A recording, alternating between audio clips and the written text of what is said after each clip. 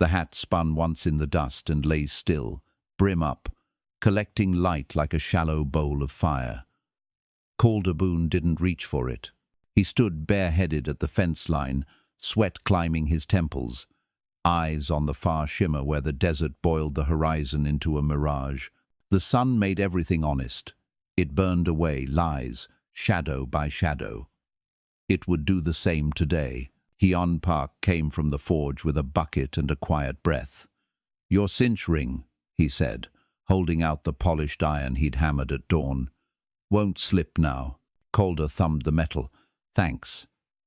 His voice had that gravel of a man who held words like bullets. Use only when aimed. He slotted the ring into the saddle leather, feeling the stitch marks he'd made years ago when his hands were less scarred and the sky felt less heavy. From town, the bell at St. Gabriel's tapped noon practice. 3 soft tests and a pause. The real noon would come later, but the bell always rehearsed, like a gunman flexing his fingers. Calder untied his horse, dust devil grey with dun shoulders, and swung up. Hyeon shaded his eyes. "They say Crowell sent for Sheriff Pike," Hyeon said. "And for the preacher. People don't gather this way unless there's a reckoning." "There's a rumor," Calder said, "that the creek's source ain't a creek at all, that there's a spring under the salt flats with a gate and a lock cut back before the war, and that whoever wins a noon duel keeps it." Hyeon watched a coil of heat rise. "You don't duel, Calder." "I don't," Calder said, "unless a promise tells me I already did." He nudged Dust Devil toward town. On the main street, the cedar front saloon stood like a tired ship, windows blue with bottle glass, sign creaking, the sapphire stage. Inside, the piano was shut. The place wore its quiet like a funeral coat. Mercy Voss sat at a table near the ledger, sleeves rolled, pen resting in her fingers. Her hair was pinned with a bone clip, something a river trader might have carved when the world still felt green. "You're late," she said softly, without looking up. "I don't know what time it is anymore," Calder said. She set the pen down.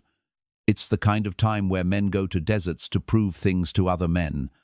And no matter who wins, the desert keeps the proof." Calder removed his gloves. "Is it true, Mercy, about the spring?" She held his gaze for a quiet beat. In that look lived nights when whiskey lamps went low, and she counted coins alone, and mornings when letters came back unsent. "There's a key," she said. "It isn't iron, it's a story. And stories, Calder, are how land changes hands when paper fails." She reached beneath the ledger and drew out a folded oilskin. When she opened it, the room cooled a degree.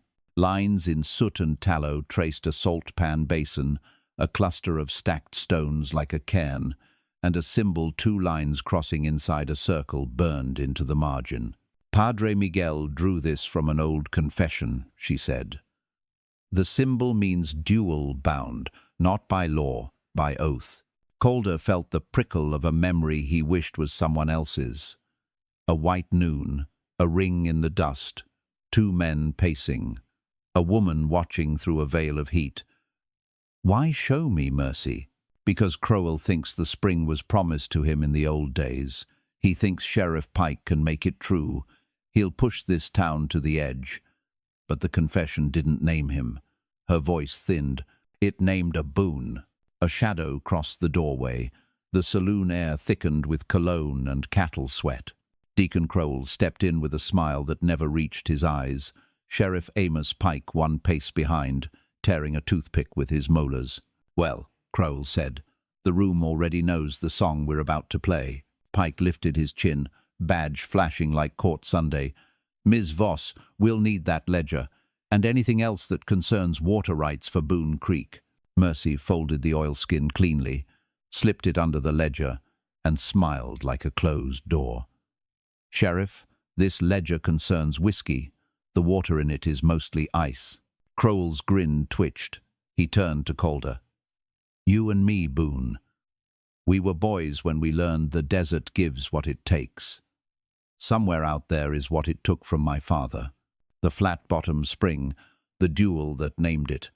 I intend to take back what's mine. Is it, Calder said, still yours if you need a badge to fetch it? Pike chewed the toothpick in half, spit the splinter to the floor, and tapped his holster just enough to be theatre. Careful, we're civil men. Mercy stood. Civil men don't ask a widow to hand over her book. Civil men, Crowell said, eyes on Calder. Settle old agreements.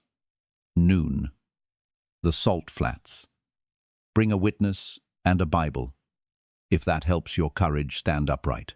Calder looked past them, past the swinging doors where the light bled in like molten glass. I don't recall agreeing to a duel. Crowell tipped his hat. A Boone did. The desert remembers. And today, the desert's got a mouth. They left. The saloon exhaled. Mercy's hands trembled just enough to clack the pen tip against the table. Calder set his palm over hers until the tremor passed. Do you believe him? She whispered. I believe the sun marks everything, Calder said. Even what men try to bury. Padre Miguel's shadow fell over their table a few minutes later, cassock dusty, eyes tired. He held his hat like a man who knew hats outlived owners. I was paid a visit, he said, voice low. Sheriff Pike asked for the church record from 20 years back, the page with the Salt Flat Covenant. You kept it, Mercy said. I keep everything, the padre replied, and pulled a folded scrap from his sleeve. It was thin with age, crisp like dried river reed. Calder recognized the symbol again, 2 lines crossing inside a circle. Under it, 2 names written in a hand that had tried not to shake. Isaiah Crowell and Elias Boone. My father, Calder said, and the word was both a door and a drop. Padre Miguel laid a gentle hand on Calder's arm. The covenant says, at the high strike of the sun, the spring will belong to the man who stands and the other who falls. It also says, if the sons come asking, the desert will call them, too. I don't like what men write when they're thirsty. Hyeon pushed through the batwings, face pale with forge ash. Calder. I rode past the salt flats to pull a wagon from a rut. There's something you need to see. They rode out together, Calder, Mercy, Hyeon, and Padre Miguel, hooves crushing the dry crust. The world widening into a white ocean. Heat shimmered like ghosts walking on air. At the basin's middle stood a circle scratched in chalky crust, wide as a barn floor. In its center lay a 6-shot revolver set mouth up to the sun, casting a stubby cross of shadow. On the grip, burned dark into the walnut, were 2 letters, CB. Calder dismounted without a word. The wind hissed like a cautioned prayer. Mercy stepped to his side, eyes bright and afraid. Someone put your name in the middle of the circle, Hyeon said. Padre Miguel looked upward, as if to argue with heaven about timing. The church bell far behind them began its true call to noon. Calder's shadow cut into the circle. He reached toward the gun, and a second shadow crossed his hand. Boots, spurs, a slow, measured breath. Deacon Crowell's voice came from the blaze. Step back, Boone. The desert's mouth just opened. The desert noon did not forgive. Light hammered down until every wrinkle in the earth, every scar on a man's face, showed its full truth. Calder Boone stood inside the chalked circle, the revolver glinting at his boots, while Deacon Crowell's voice carried like a sermon delivered from the mouth of the Sunday. You see it now, don't you? Crowell said, removing his hat. His hair was a white mane, coarse as wire. Our fathers carved this covenant with their blood, Boone and Crowell. The spring lies waiting, and the duel decides. Calder's jaw worked, but words hesitated. He felt Mercy's gaze from the edge of the flats, a quiet plea beneath her steady face. Padre Miguel clutched his crucifix, whispering words too soft to carry. Hyeon Park squinted against the glare, his blacksmith's hands twitching as if they could fix what men had already broken. I didn't write that covenant, Calder said finally. I was a boy when my father made his promises. I won't kill a man for something I never signed. Crowell's smile was wide but hollow. You think the desert cares about your signature? This land remembers names, and your name is branded into the covenant like a steer's hide. You can't walk away, Boone. The desert won't let you. Sheriff Amos Pike appeared then, riding hard from town, his badge catching every beam of sun like a shard of glass. He swung down from the saddle with a lawman's deliberate calm, brushing dust from his coat. "Gentlemen," he drawled, "let's make this clean. A duel witnessed by law is a duel settled." Padre Miguel stepped forward, his cassock dragging white dust. "Sheriff Pike, I beg you. The covenant is not law, it is folly. These men are not bound before heaven." "Maybe not before heaven," Pike said, his eyes sliding toward Crowell's pocket, where the bulge of coin purse was no secret. "But before this town, they're bound enough." The sheriff drew a line in the crust with his boot heel. "Step back, Padre. I'll count the paces." Mercy's voice cut the silence. "You'll count nothing, Sheriff Pike. You're twisting faith and law into theater. You want this duel because Crowell pays you to want it." The sheriff tilted his head, but his hand never left his holster. "Careful, widow. A saloon bookkeeper shouldn't meddle in frontier law." Mercy raised her chin. "Then maybe you should remember that widows keep records sharper than ledgers. I know every man who drank on Crowell's tab, every debt he hid, every secret pawned in my saloon. You think your badge can shield you from those pages?" A ripple passed between them. Even Crowell's grin tightened. The desert wind lifted, dragging grit across their boots. Crowell barked. "Enough talk. Noon is wasting. Boone, pick up the gun. Prove whether you're a man of your father's blood or just a coward clutching shadows." Calder bent, slow, and lifted the revolver. The weight was familiar, like holding the hand of an old enemy. The grip bore his initials, though he had never carved them. Some hand, maybe his father's, maybe another, had burned destiny into wood. He turned it once in his palm, then looked at Crowell. "You think I fear you, but the only thing I fear is that this desert remembers too well." Crowell's eyes flashed. "Then let it remember who falls." The sheriff raised his arm, ready to count paces. Dust swirled in little devils around the circle, as if the earth itself anticipated blood. But before Pike could speak, a rifle shot cracked from the far ridge. The bullet struck the sheriff's badge, knocking him back against his horse with a curse. The sound echoed across the basin like thunder trapped in glass. All heads whipped toward the ridge. A figure in a tattered poncho lowered a rifle and tipped a brimmed hat low against the Sunday. No one recognized the face, but the voice carried across the salt like a whip. "No duel today. Not while the desert owes me a debt." Mercy gasped, clutching Calder's arm. Crowell's jaw went slack. Even the priest muttered a prayer laced with fear. Calder's heart slammed once, hard. The voice wasn't a stranger's at all. It was a voice he had heard long ago in boyhood, raspy, scarred, impossible. It was his father's. The salt flats fell silent except for the rattle of spurs as the rider began his slow descent. The rider came slow, each hoofbeat measured, each clink of spur dragging memory across the flats. Calder Boone felt the world narrow to the shadow in the poncho, the wide hat bent low. The air itself seemed to hold its breath. Mercy's grip on Calder's arm tightened. "You said your father was dead." "He was," Calder whispered. "Or he should have been." Deacon Crowell's face drained of its smug certainty. "Elias Boone," he muttered, almost choking the name. "The desert doesn't keep the dead down. It spits them back when they're owed." The rider halted at the circle's edge, lifted his chin, and the sun revealed a face half-burned by time and sand. One eye clouded, the other sharp as a hawk's. A beard grizzled with white. The voice cracked yet firm. "You boys stand here over my sins. I never thought my shadow would stretch this long." Padre Miguel crossed himself. "Senor Boone, we buried your name 20 years ago." "Names don't bury," Elias said. "Only bodies. And mine never laid still." Calder's chest clenched, a knot of anger and awe. "Why come back now? Why hide for 20 years and leave me to wear your shame?" Elias stepped closer.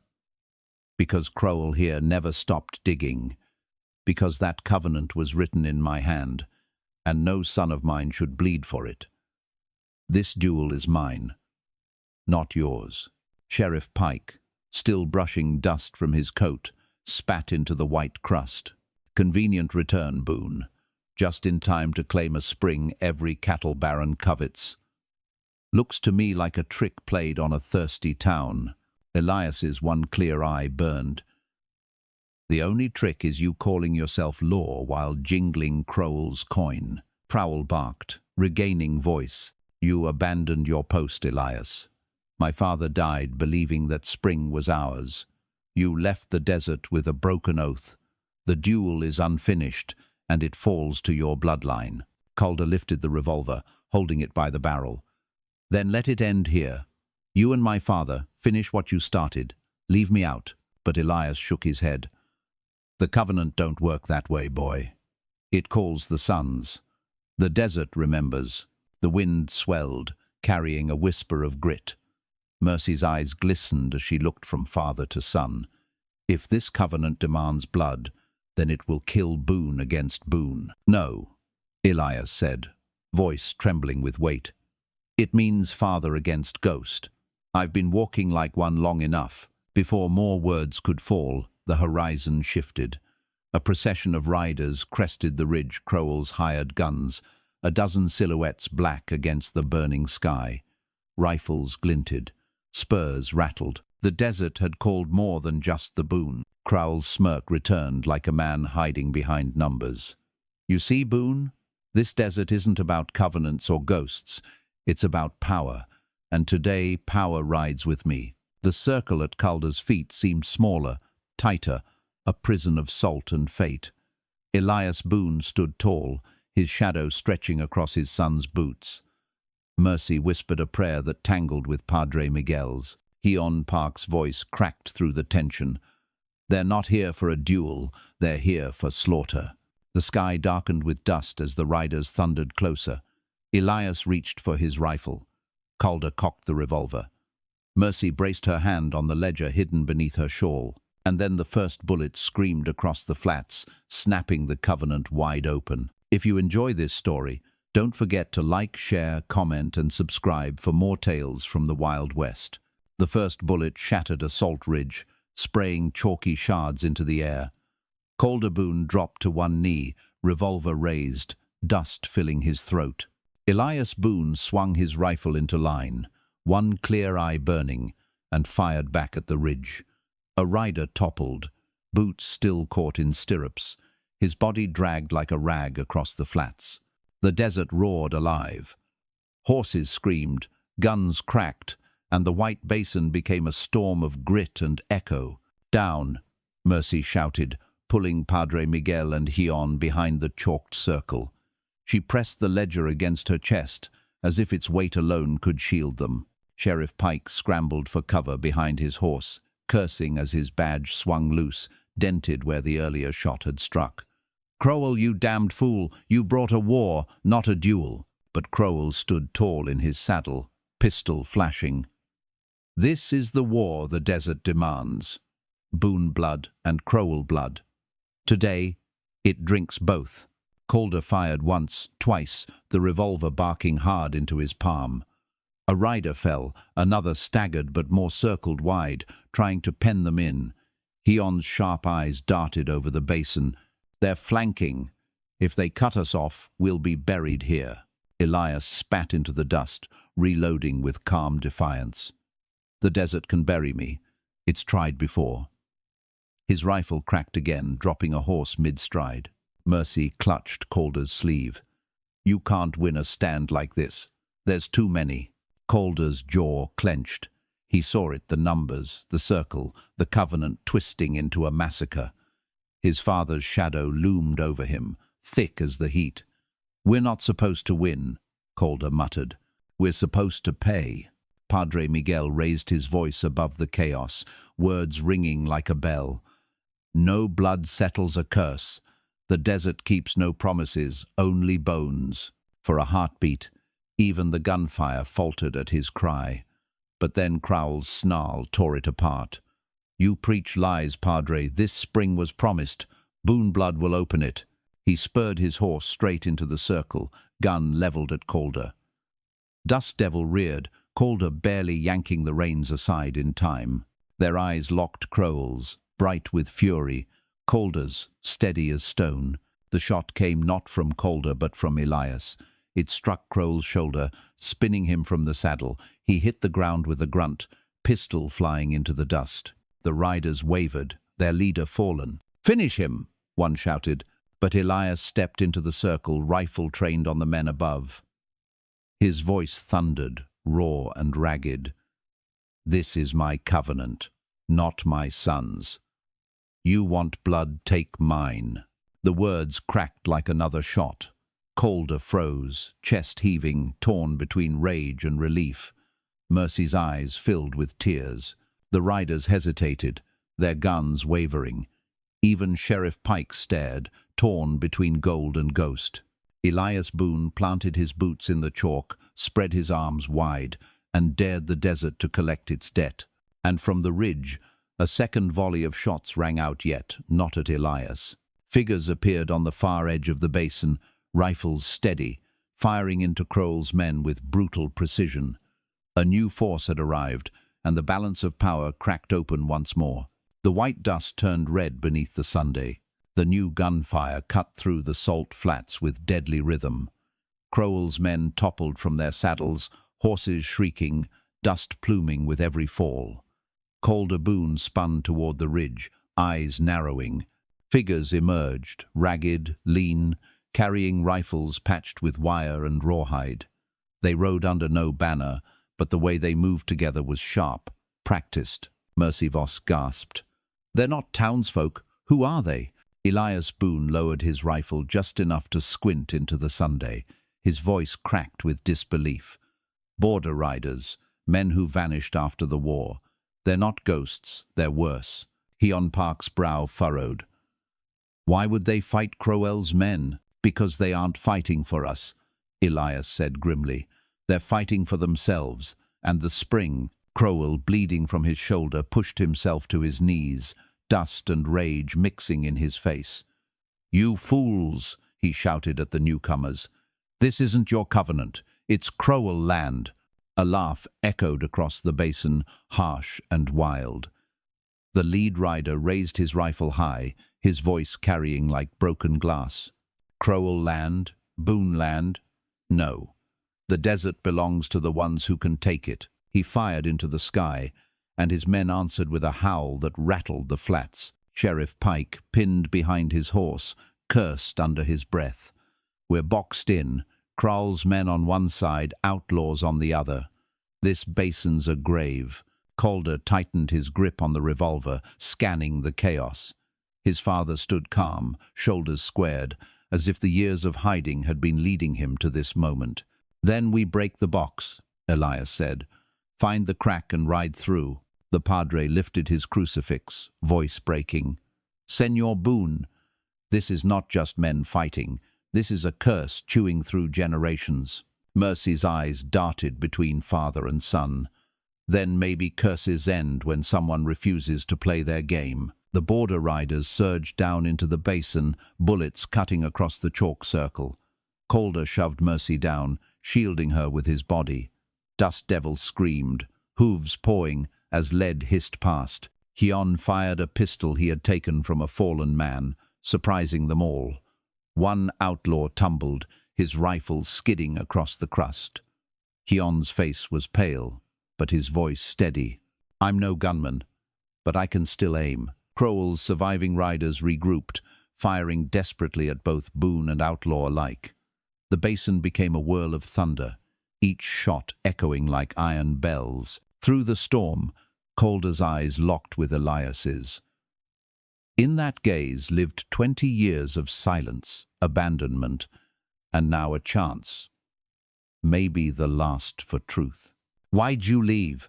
Calder shouted over the noise. Elias's face twisted. "Because the covenant was poison. Because if I stayed, you'd have grown into my shadow instead of your own." Another bullet shrieked past. Calder returned fire, jaw tight. Looks like your shadow found me anyway. The border riders pressed closer, and their leader's eyes gleamed with hunger. He pointed at the circle. That's where the spring is. Tear it open. Mercy's voice rose above the chaos, fierce and shaking. The spring is more than water, it's a story. You'll damn this town for greed. But her cry was drowned by a new sound, one that froze every gun in mid-air. The ground groaned. The chalk circle split with a jagged crack, dust spilling upward, as if the desert itself had heard the covenant. A hollow echo rumbled beneath their boots. The desert was opening its mouth. The ground shuddered beneath their boots, a deep groan rising from the salt flats. The chalk circle split wider, coughing up dust and shards of brittle earth. Horses panicked, riders yanking reins as the basin trembled. Calder Boone staggered, steadying Mercy Voss with one arm while clutching the revolver in the other. "The spring," he muttered. "It's real." A geyser of dry air burst upward, followed by a wet scent, long-forgotten water, buried deep, seeping through cracks. The desert had indeed been holding a mouth, and now it whispered of thirst and ruin. Deacon Crowell, bloodied but burning with greed, dragged himself toward the widening fissure. "It's mine," he roared, promised to Crowell blood. Hyeon Boone stepped into his path, rifle cocked. "You'd drown this town just to quench your thirst. Step back." Crowell sneered, teeth red. "You forfeited your claim when you vanished into shadows. This covenant is mine now." Sheriff Amos Pike, his badge dangling from its broken pin, looked between the crack and the guns, sweat pouring down his face. "That's no spring. That's a grave. You'll bury us all." The border riders pressed closer, their leader's eyes alight with madness. "If it's a grave, then we'll drink from it anyway. The desert gives what it takes." Gunfire ripped the air again, echoing against the basin walls. Calder shoved Mercy behind a toppled horse carcass, bullets whining past. Padre Miguel fell to his knees, clutching his crucifix, shouting prayers in a tongue older than the West itself. Through the storm of noise, Elias turned to his son. "Calder, listen to me." His voice cracked like dry timber. "This covenant was never about land. It was about pride. Crowell pride. Boone pride. Pride that killed men, and now it wants to kill you." Calder's chest heaved, torn between rage and sorrow. "And you let it kill 20 years of us." Elias's eye glistened, but he didn't look away. "Then let me pay the rest. End it here, boy. Not with your blood, with mine." Before Calder could speak, Elias charged toward the fissure, rifle blazing, drawing the rider's fire. Bullets tore the air, striking his poncho, ripping dust at his feet. But he stood tall, bellowing a challenge that shook the flats. "Come take your covenant from me," Crowell screamed, lunging with pistol raised. The border riders fired wild, desperate to reach the opening earth. The ground cracked deeper, swallowing one horse whole, its rider screaming as both vanished into the dark. Mercy's eyes brimmed as she grabbed Calder's arm. "If he dies, the covenant may die with him. But if you follow—" Calder shook his head. "No, if I follow, the desert gets us both." Hyeon Park fired steady shots into the riders, covering Elias's mad stand. His voice was iron despite the tremor in his hands. "Go, find a way to close it." Padre Miguel's prayer grew louder, words cracking like lightning. "Let no more blood water this dust." Then it happened. Hyeon Boone reached the fissure, Crowell colliding with him at its edge. Two men locked in struggle, fists and fury, their shadows cast long over the split earth. With a guttural cry, Elias hurled Crowell backward. The cattle baron tumbled, arms flailing, vanishing into the darkness below. His scream cut off in a hollow echo. Elias turned back, breath ragged, eyes blazing. "It's done." But the ground surged once more, and the fissure widened at his feet. Elias staggered, rifle slipping from his grasp. "Father!"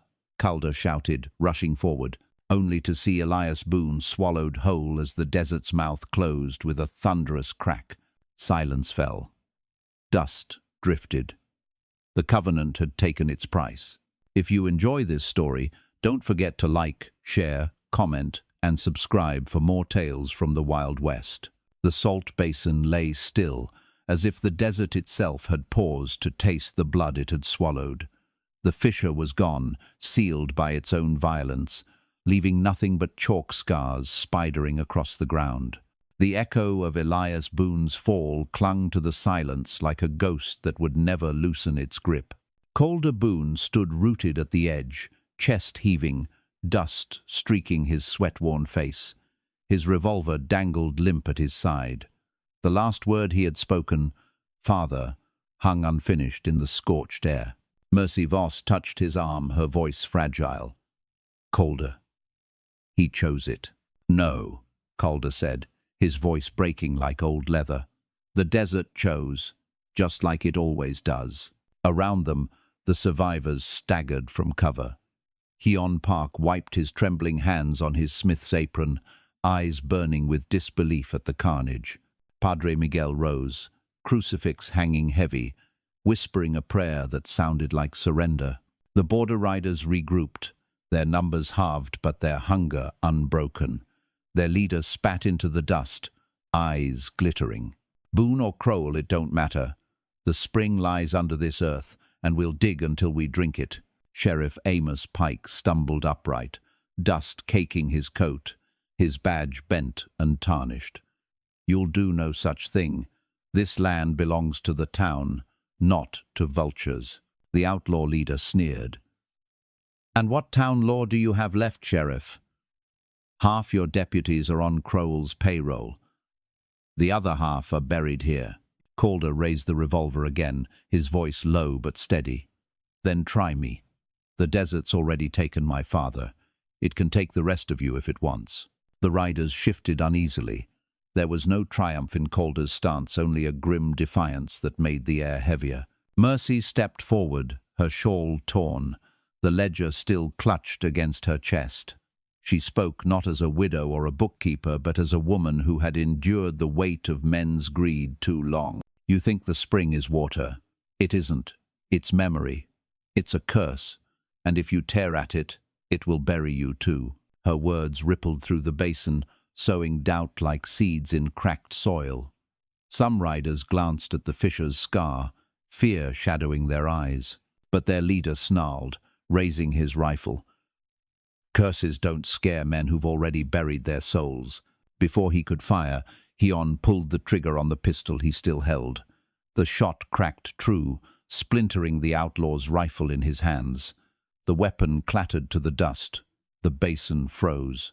Hyeon's voice carried, sharper than the forge he lived by. "You want to test curses, then understand this desert doesn't need you. It will spit your bones into the Sunday." The riders wavered. Without their leader's certainty, their hunger looked smaller, like smoke fading in open air. One by one, they backed away, saddles creaking, hooves scattering chalk. Finally, with curses muttered under breath, they turned, vanishing into the heat-hazed horizon. Silence pressed in again. Calder let out a slow breath, lowering his revolver. Mercy leaned against him, the weight of the ledger and her trembling hand grounding them both. Sheriff Pike spat dust, glaring at the retreating riders. "This ain't over.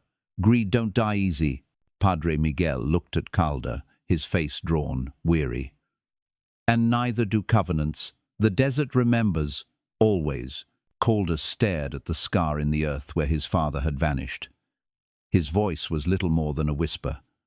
"Then let it remember this day, too. Boone blood paid the price. No more."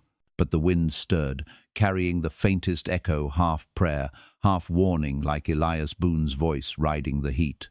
And Calder wondered if the desert was done with him at all. The sun sagged westward, but the salt basin still shimmered, as though it had trapped the heat of noon. Calder Boone stood at the edge of the fisher's scar, his shadow stretched long and thin, like a rope ready to snap.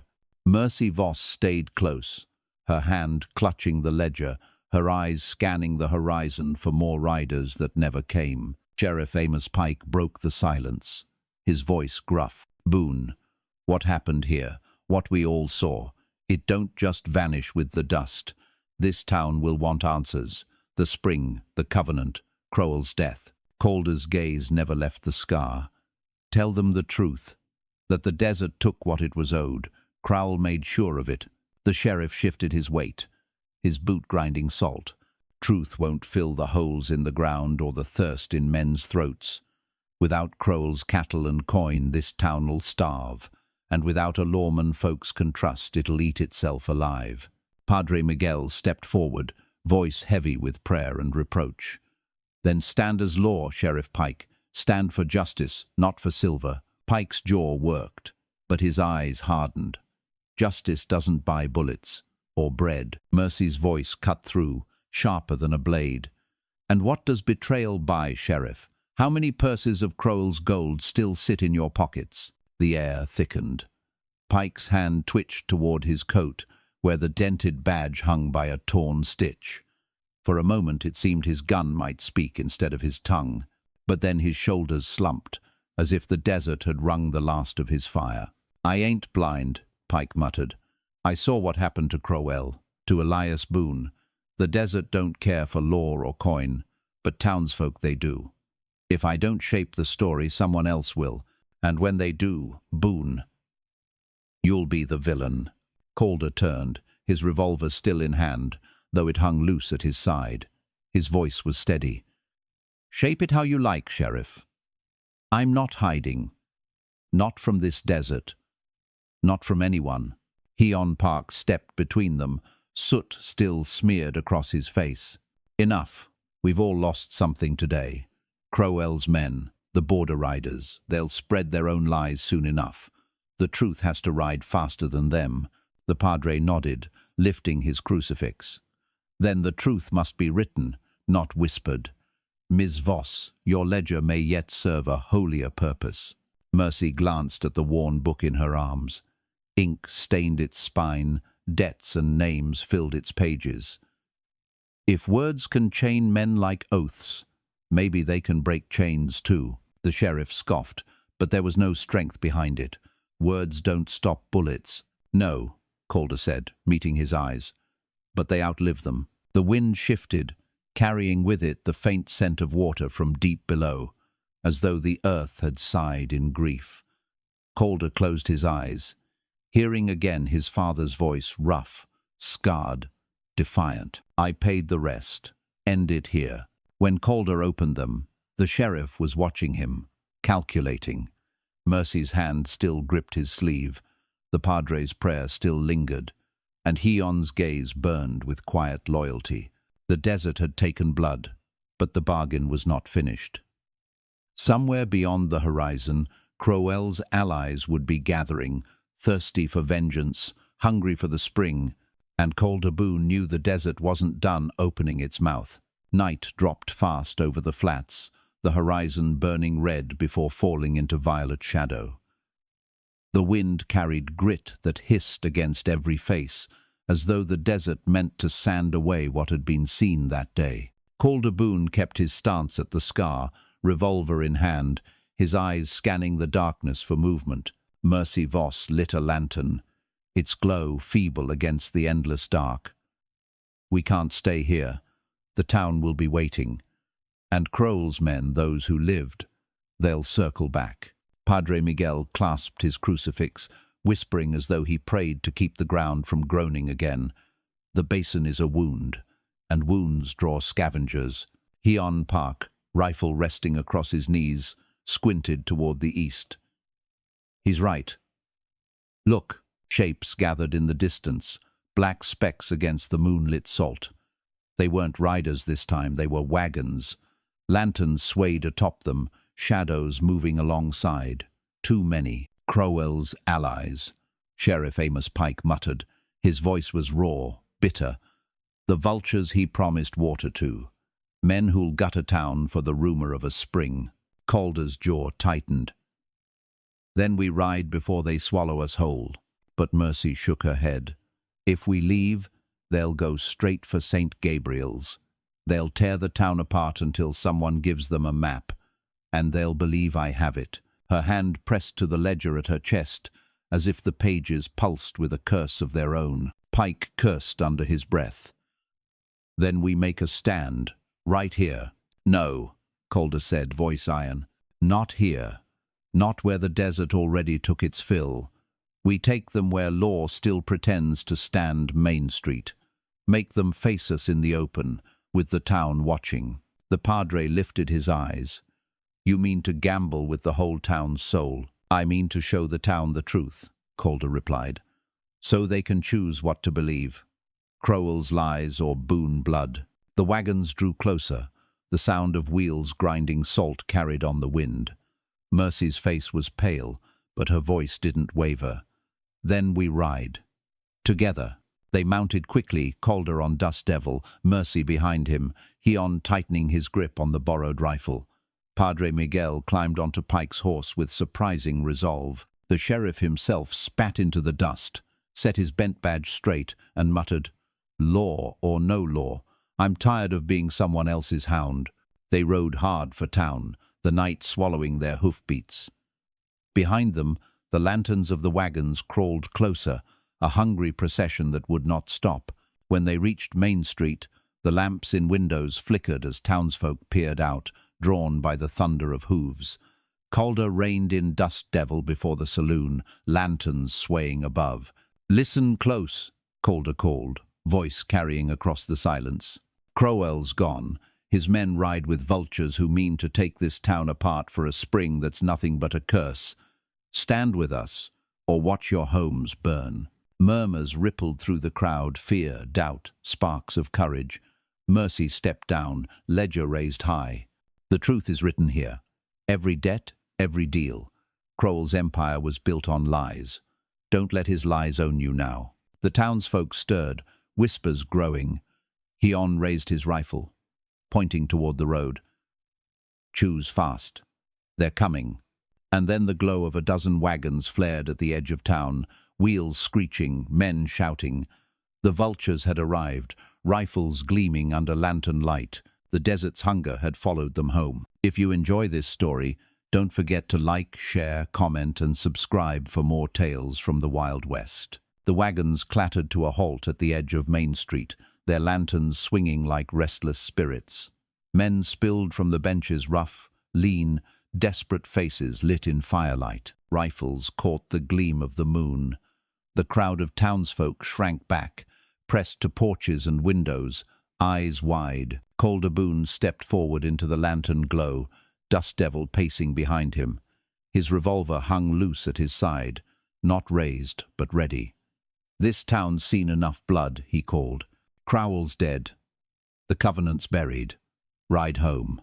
A tall man in a black duster climbed from the lead wagon. His beard was streaked white, his eyes mean as nails. "Crowell promised us water, promised us a spring that would turn this desert green. We rode for that promise, and we'll take it from your hands, Boone." Mercy Voss lifted the ledger above her head, her voice ringing across the street. "Crowell promised lies. His debts are written here.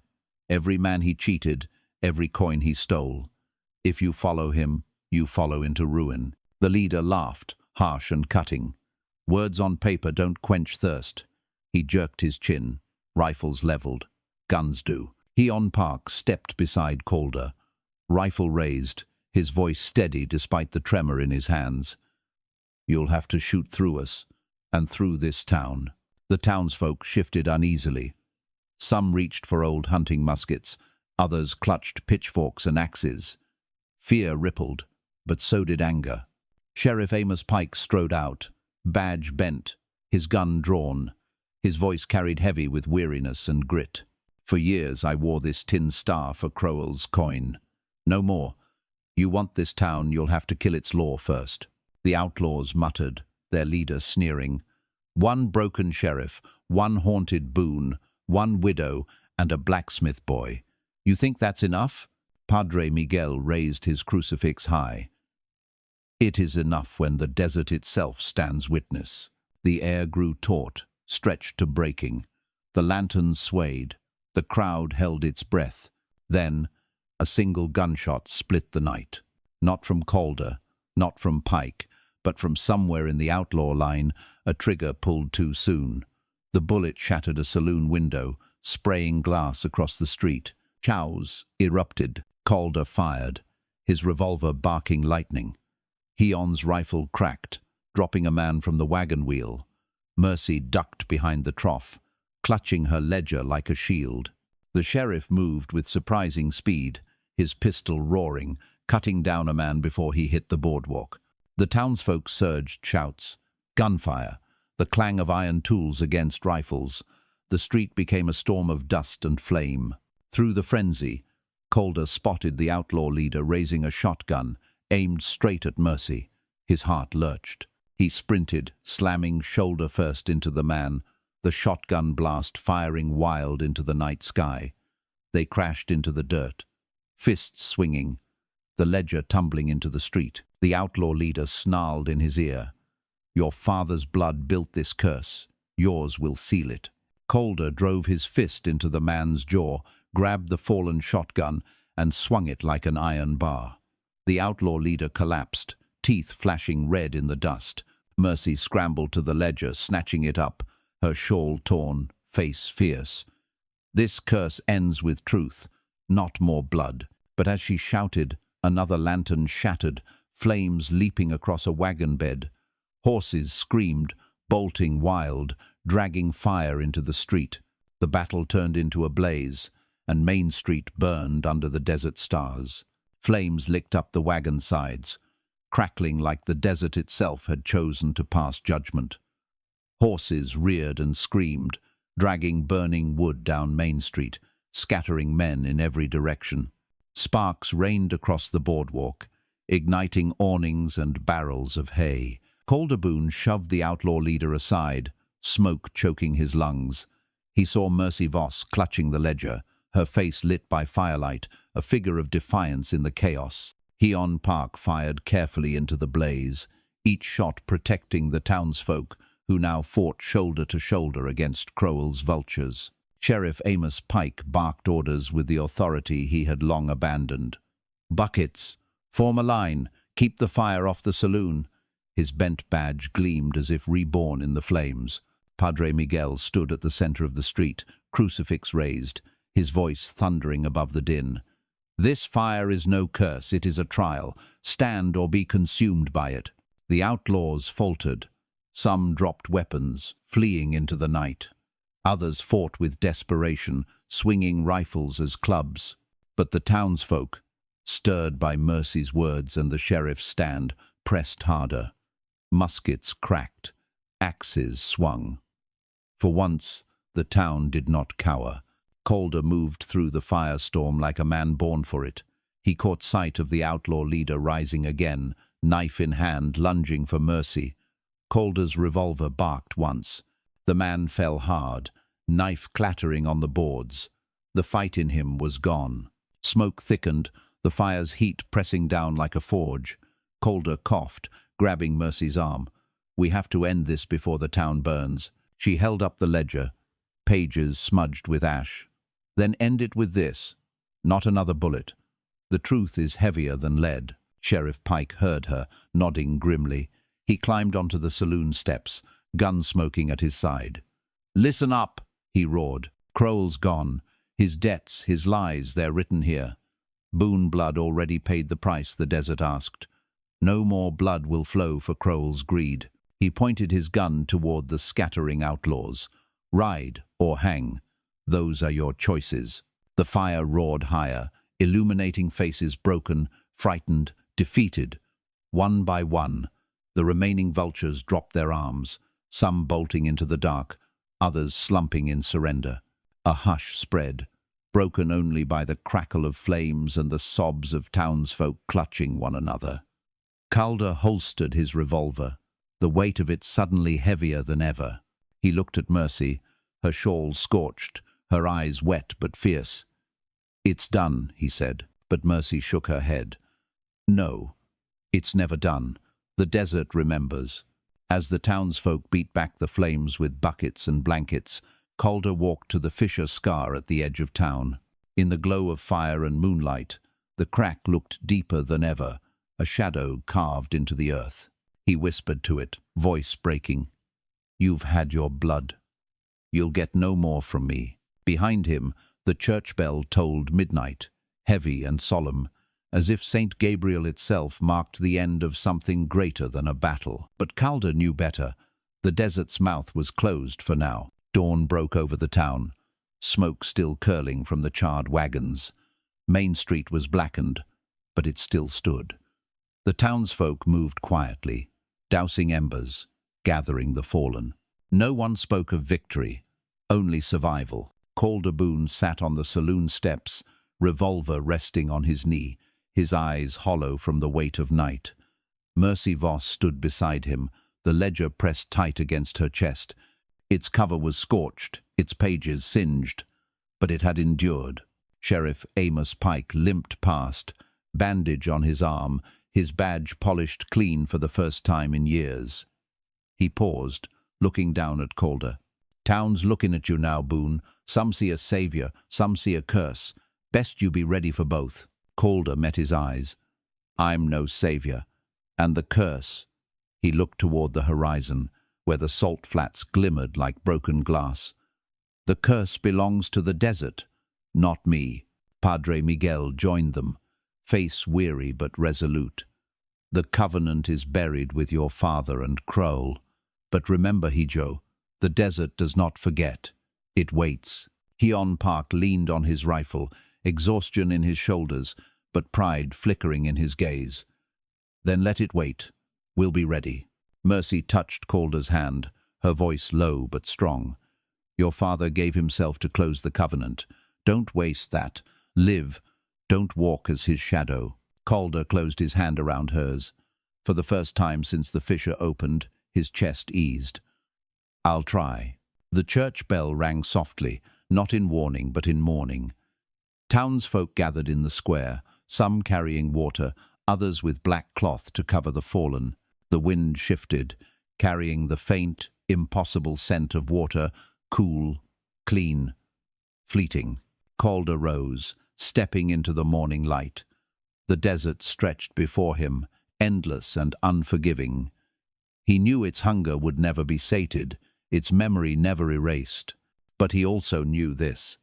He was not his father. He turned to the town, to Mercy, to the friends who had stood through fire and blood. "The desert remembers," Calder said, voice steady, "but so do we, and it will not take another drop from us." The wind answered with silence, the kind that holds a promise. The story of the covenant was over, but the story of Calder Boone had only just begun. If you enjoy this story, don't forget to like, share, comment, and subscribe for more tales from the Wild West.